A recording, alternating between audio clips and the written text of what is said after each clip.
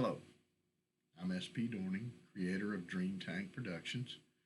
Uh, it's my umbrella company that covers my digital art and my written art, words, books, in any creative measures that I might endeavor to uh, publish. But we were talking about Allengrid and how it came into being. And I'm just giving a little bit more background on what's going on as I went, the creative process behind it. We had established that Survival was the first original steampunk story that launched Allengrid. And the next step in the evolution of Hammertown or Allengrid was a friend of mine, Robert Krogh. He was doing an anthology based on piratey things, all things pirates. And he asked me to submit because he had read some of my stuff and he liked what he read. So I thought, well, it's kind of perfect because the humans in Allengrid live mostly on the water. They could be considered pirates or something to that effect. So I thought, I've got the perfect story in mind. And I said, okay, I'll submit. And I started writing. And this was where I wrote Sapphire Waves, I think was the name of it. It was the last story in Allengrid Nights.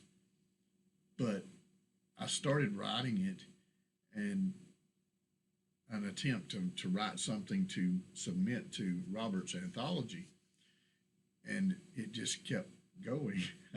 I start writing and I write until the story's finished, and when I started writing Sapphire Wave, it just kept growing and growing, and it almost grew into a book all by itself. So I told Robert, I said, "This is just too big. I can't. I'm not going to have. I'm not going to finish it by your deadline. Number one. Number two, it's going to be too big to include in your anthology. It's too many words, and you ain't going to have room for it." So I said, "I'll write you another one." And that's when I wrote Bottom of the Mug, which was kind of, it's set in the same world, in Allengrid, in the same universe as Sebastian, but it tells a little bit about one of the sailors that was lost in the elves' attempt to gain an artifact from some creatures off of the Arakril, which were some more creatures in Allengrid. But A Tall Ship, A Star, and Plunder was the book that Robert wanted me to submit to. And so I wrote Bottom of the Mug, and that's what I'm going to read to you today. I really enjoyed writing this particular story because it gave me a chance to flesh out the humans of Allengrid and give you a little bit more idea of what they were and how they functioned and what was considered special about them. And my story was on page 111.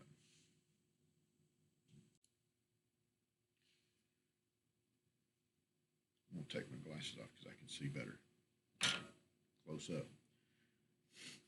Bottom of the Mug by S.P.Dorning. "Are you trying to rob me?" Malden looked over the dwarven soldier with the eye of a Khan setting up his next mark. He considered himself a professional, even at 12 years old. "That there is a bona fide relic of Arentia. You couldn't touch it for 3 coppers, much less buy it." That brought a round of laughs from the soldiers' drinking buddies. The dwarf scowled and started to hand the beaten brass lamp back to the boy. "Everybody knows Orentia is just a myth, boy. I was just trying to do you and your uncle a solid by giving you a little business. But if'n you don't want the coppers. Now, Benny, we're friends. We've been doing business a long time. That's why I thought of you first. I know how you like history and all, and that lamp's got history. Surely it's worth 6 coppers to you. Bargain like that may never come your way again. I'll give you 3. Me and my uncle may starve if I don't get at least 5 out of it. I'll tell you what, I'll give you 4 just because of you taking care of that good-for-nothing uncle of yours. You're a good kid, but he don't deserve you. I hope you know you're probably going to find our bones locked up in Pa's old shack before the week's out. Then you'll look back and say that 1 copper could have saved the poor boy if I could only go back in time.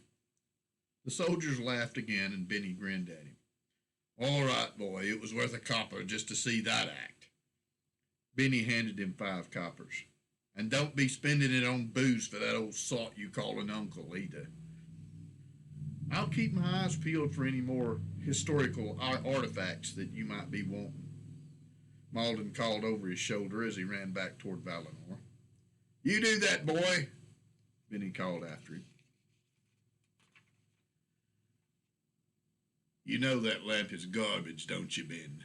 Alder looked at the lamp that Benny held loosely in his calloused hands.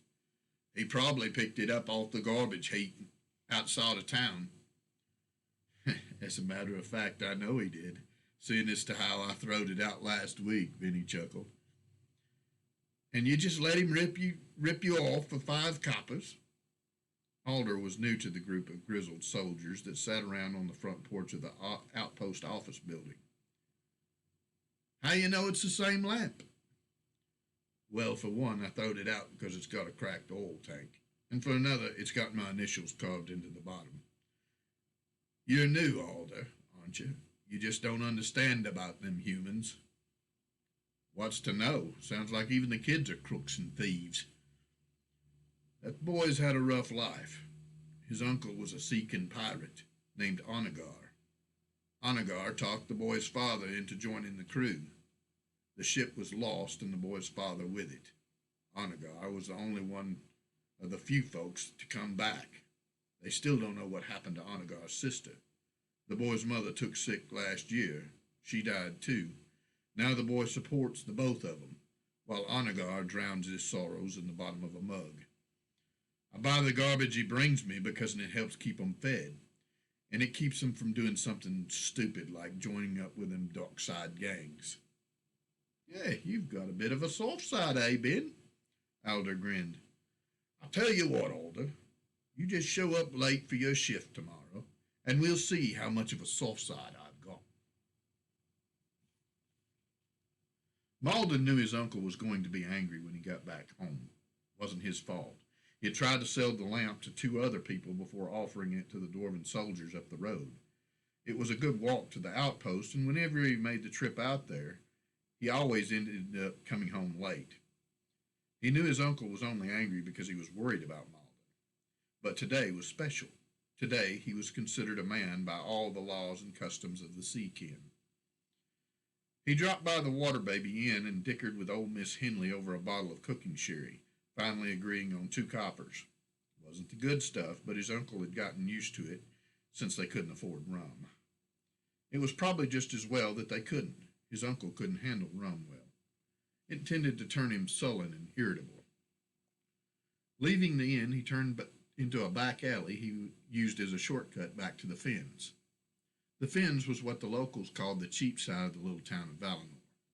It was where all the riffraff and loners ended up. It had been a decent neighborhood when his pa had bought the little shack that Malden and his uncle now called home. The years had not been kind to Valinor, and communities like the Fens were beginning to be more commonplace around its edges. His uncle kept saying that the town was dead, it just didn't know it yet. Malden made another turn down the alley that ran behind the butcher's place, but had to take a detour when he came within sight the little shop. The butcher had left Leadbelly, his guard dog, chained to the support post at the back door.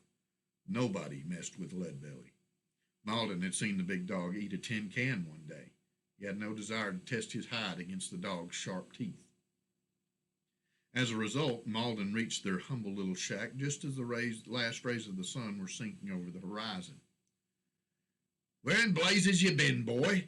Uncle Onagor met him at the curtain they had hung across the opening that used to hold the front door before it rotted through, finally falling apart last year. I had to make a trip to the outpost, Unc. Malden brushed by him and went straight to the old stove they had set up in the corner. The oil burning mechanism had long since corroded and didn't work anymore, so Malden had cut a hole in the top and laid a piece of iron across it. He vented the smoke out the back through a knothole in the clapboard siding. The stove doubled as a heater in winter. You didn't know you know I don't like you messing around with them dwarves, Onager grumbled as he followed Malden in. We needed the money, and nobody else was buying. Malden tossed the explanation over his shoulder as he lit the fire and laid out that morning. You know what today is, Unc? I think maybe it's. No, that can't be right. No, Onager answered as he took the sherry Malden held out to him. Should I? Today is my birthday, Unc. Malden said quietly as he waited for the fire to heat the makeshift griddle up enough to cook on. Today I am 12 years old. You know what that means, don't you, Unc? Now you wait just 1 minute. It means I'm considered a man by all the customs of the Seekin. Malden didn't wait for his uncle to finish the statement, but plowed on ahead. That means that you, as my guardian, owe me a boon before I set off in the world to make my way. You're going to leave? Onager looked down at the sherry he held in his hand.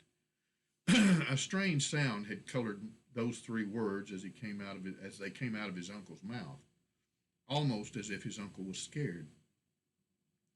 I might. Haven't decided yet. Malden answered. Either way, you still owe me the boon. Heck, you knows I ain't got no money. Not after money. If not money, then what? The truth. Onager took one look at the stubborn southern boy's jaw and knew what was coming. He pulled the stopper from the top of the bottle and took a long swallow of the harsh liquid, knowing he would need the courage before too much longer. Truth about what? He didn't like the way his voice sounded. It sounded weak and afraid. The truth about my father. I want to know how he died. I want to know why you were the only one to make it back. I want to know everything about that voyage. Nay, you don't want to know, lad. Onager turned away with a sad sigh. But I can see you won't let that be your answer. So, come over here and bring that oil lamp. Let's burn what's left of the fish oil in it. We'll be glad for the light before my tale's over.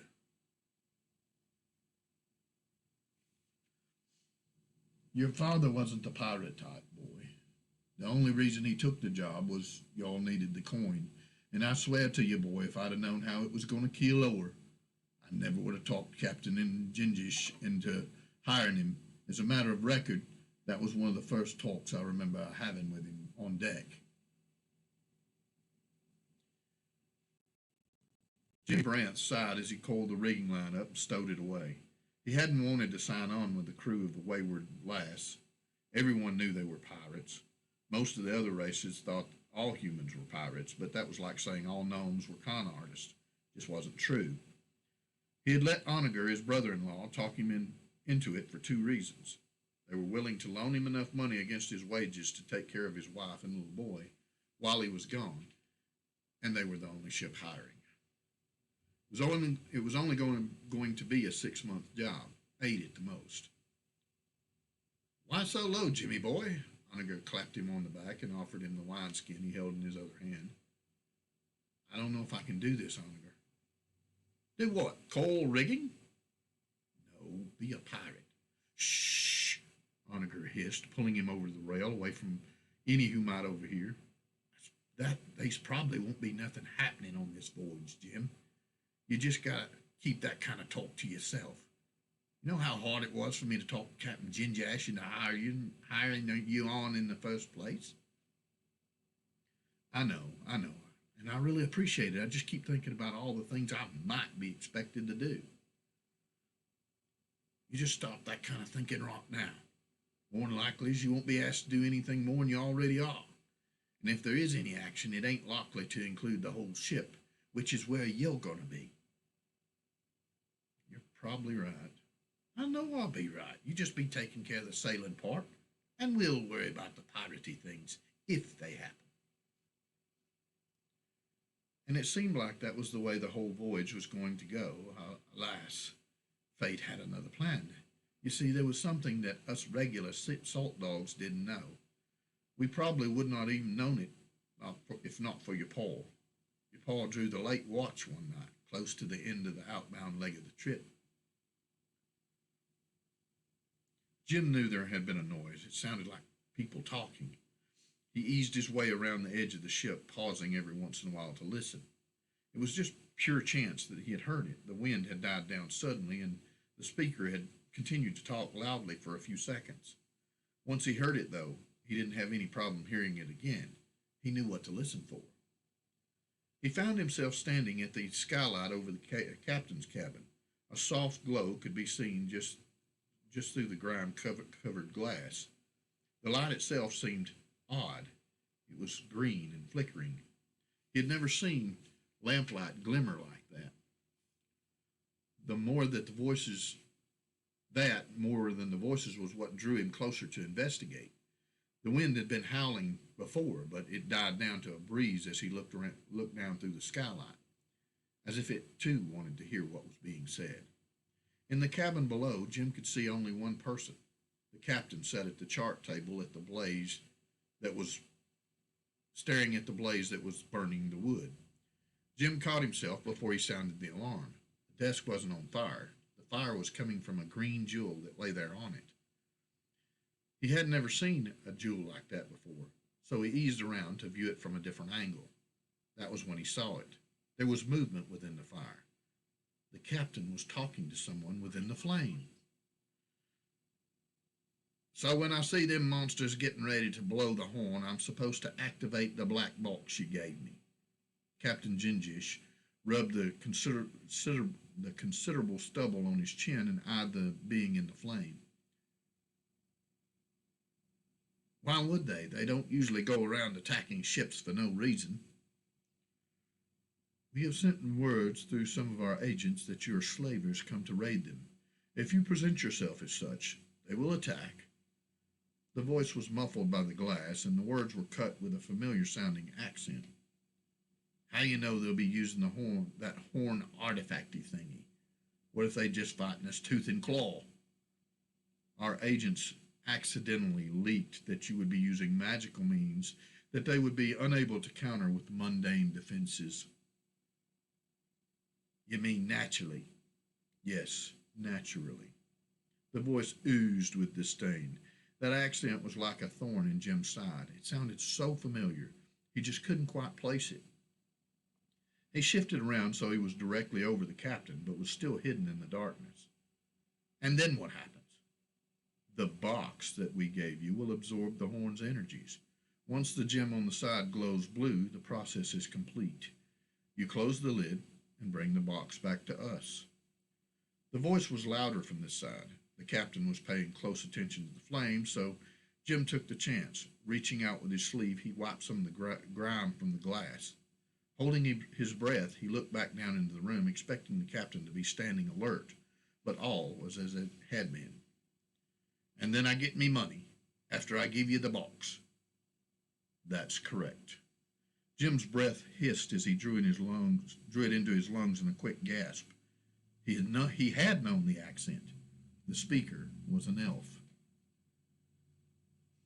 Your pa told me the whole story. I didn't believe him. Talking fire and the captain dealing with elves and secrets and all. Who would have? But your pa had been telling the truth. None of us knew what we were coming to the Monster Isle for. We all thought it would be to pilfer some of their treasures. We weren't really rigged for a slaving run. No shackles, you see. You can't haul slaves without shackling them. Yet we made the run that day just like we was ready to go a slaving. The captain didn't say why. But your pa was kind of prejudiced against elves. He once told me the story of how his brother was cut down by an elf. He believed that they was out to get the rest of the world, said that they was all evil, and he was watching the captain with a fine eye. Jim had even taken to going armed all the time. We still did not see no proof of elves. And even if the captain was dealing with them, what of it? If it weren't like it was illegal or nothing. There was no reason for him to hide it. We ain't never heard of no magic horn either. And what would the elves be needing with it anyways? Still ain't sure till this day. But I believe your pa was right. I have to believe he was. 'Tis the only way I can stay sane. So we sailed up to those islands, whooping and carrying on like we was a-comin' a-raidin'. The captain even had us fire our cannon off. That's when we seen 'em. They was standing up on the cliffs, watching us. Your pa had spotted 'em already with his spotting scope, and they had the horn with 'em. A heavy wake followed the wayward lass as it sped toward the bay that was to be its anchor point. The whooping had died down once Jim had pointed the strange-looking creatures out. They stood on the low cliffs that overlooked the bay. With the naked eye, they looked human from a distance. They stood like men and held weapons like a man. But along with the normal two arms, they had spider-like legs sprouting from their rib cages, and their heads were all wrong. They were elongated with jaws that worked side to side instead of up and down. There was a lot of them standing on the cliffs, but with nothing to give perspective, it was hard to tell how tall they were. They didn't look worried at all. Jim looked around. The whole crew had seen them and fallen quiet. What kind of monsters were they? And what kind of treasure could they possibly have that would interest the captain? The crew looked at each other in wide-eyed fear. Some began fingering their weapons and looking askance toward the captain. Gingis just paid them no mind. His beady eyes swept the cliffs as if there were no more than expected. He didn't even glance back at the crew as he turned and rushed back toward his cabin. "Hold steady till you reach the harbor, men," he called over his shoulder as he disappeared through the doorway. "But, Captain," was all the first mate managed to get out before the door slammed shut.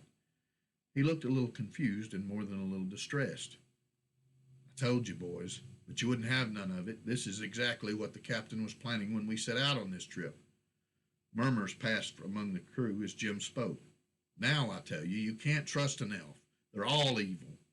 I don't know what they want with the power of that horn, but I will guarantee it ain't likely good. As a matter of fact, it will probably be disastrous for the dwarves." "They don't care about no stinking dwarves," one of the men from the back of the crowd that had gathered called out. "Ain't nothing wrong with dealing with elves." "I agree," Jim called back. This seemed to shock them back into silence. They hadn't expected him to agree with them. As long as you keep them in view at all times during the deal. Nothing that's happened with this one has been above board. It was all on the sly. And do any of you see any elves here now? Why is that, do you think? The murmur had started again, and several of the men moved away from each other in obvious disagreement with the way the others was seeing the situation. "I'll tell you why. It's because this is a very dangerous mission, and they didn't want to take the risk. And as for dwarves, who stands between the elves and everyone else if the dwarves fall? Do you think they'll be satisfied after they crush the dwarven kingdom? You think they'll just let us alone? That may be a long time in coming. Nothing we has to worry about." "Maybe not, but what of your families then? What of your sons and daughters?" Jim saw he was losing them with that tact.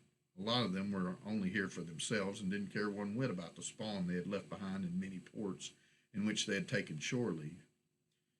"And what of your booty on this voyage? What if the captain's booty is a box of something you can't see or touch? Something elves can use? What then?" The murmurs became angry rumblings at the mention of that. Several voices rose above the rest, adding to the turmoil. Jim had no desire to be the start of a mutiny, but he knew the elves were evil. He couldn't just let the captain hand over that magic that might doom them all. Drawing his sword in one hand and pulling the single-shot pistol from his belt with the other, he started toward the captain's door. I, for one, do not intend to be had by any elves. A roar of agreement followed the statement, and Jim heard the sound of metal being bared behind him. That be enough of this kind of talk, the first mate tried to say. It was too little too late, as the crowd of angry men erupted into a surging whirlpool of anger and blood. I stayed close to you, Paul, as we made for the captain's cabin. A few of the more loyal men tried to get in our way, but your Paul was a driven man. He fell on them like the wrath of heaven had been fired in his breast. He waded through them like they weren't even there. A few of them might even gotten him, but I had his back. Jimmy never paused as he came to the door. He planted his boot squarely next to the latch, and I swear it sounded like thunder as that old door busted open. Captain Ginjash stood at the chart table in the middle of the room. It was the same desk at which Jim had seen him speaking to the elves. The unfired pistol was still gripped in Jim's hand, and he pointed at the captain. So it's mutiny, then. Captain Ginjash drew his sword. Just then, the single note of a bellowing horn echoed out across the bay. Fear touched the captain's eyes. He reached for the box, but the crack of a pistol shot echoed in the cabin. The box splintered apart as Jim's bullet smashed into it. The jewels that had adorned the sides tore loose and went skidding off into the room. As the eerie horn call still echoed around them, the wayward lass suddenly lost all forward momentum. Sailors stopped and looked around in terror as the wind died down, and the ocean became deadly still. But the stillness was short-lived. The water began to boil around them, as if it were a soup set over a fire. And suddenly huge trees shot up all around the ship, and sailors pushed and shoved to get themselves away from the edge. Men fell screaming into the ocean. It was then that Jim realized it wasn't trees shooting up all around them. It was tentacles. They wrapped themselves around the middle of the lass, crushing men and equipment. Some of the braver soldiers attacked, hacking at them with cutlasses, barely leaving a scratch in the rubbery flesh. With a mighty groan, the lass was lifted up out of the water. It hung suspended over the bulbous mass of a creature that surfaced underneath it. Sailors stared over the edge in horror at the huge beaked maw that opened to receive them. Men dove screaming over the sides, only to be caught by more smaller creatures that had surfaced alongside the first. That creature held the lass up and shook her, like you'd shake a fruit tree to make the fruit fall. Salt dogs fell into the huge maw to be eaten like fish themselves. If they did miss that thing's mouth, more than likely than not, they got ate by the smaller ones. That was the last I seen of you, Paul. We got separated when the lass broke apart. I still have night terrors about that time. I spent 3 days in that old barrel, just a-drifting, with the currents. I was near to dead when the fishing boat found me. I took passage on 2 more ships before I made it home, and I've been here ever since. Malden hadn't spoken at all through the entire story. He stared at his uncle with unblinking eyes. Onagar looked at the floor, having long since emptied the contents of the sherry bottle. He waited silently for his nephew to pass judgment on him. It was a long silence. Onagar jerked as Malden's hand gripped his shoulder. The boy's eyes were red-rimmed as he pulled the startled old pirate into his arms and held him close. Onagar sobbed uncontrollably, not knowing why. Why didn't you tell anybody this? Malden asked around the lump in his throat. I told your ma. She never forgave me for taking her Jimmy into going on that trip, and Onagar swallowed harshly. I never forgave myself. If I'd believed him when he first told me about them elves, then things might have turned out different like. You couldn't have known, Unc, Malden whispered. And then I crawled down into the bottom of my mug and hid from myself and everybody else. It's okay, Unc. We got by. And now you're going to leave me too. What will I do then, lad? What will I do then? I ain't leaving, Unc. Everything's going to be good. You just wait and see. Malden sat down next to his uncle and patted him on the leg. Onager looked at him through eyes bright with hope and tears. You gonna stay? Got to. We're all we got now, and family looks out for each other. You stayed with Pa as long as you could. That was good enough for me. And you forgive me? There ain't nothing to forgive. Thank you, lad, the girl whispered. And I swear I'm going to clean up and help around here from now on. No more drinking for me. Let's just take it one day at a time, Malden said with a laugh. The end. That was Bottom of the Mug by S.P.Dorning on A Tall Ship, A Star, and Plunder, edited by the talented Robert Krogh, very good friend of mine. He has several books out, by the way. Be sure and check him out.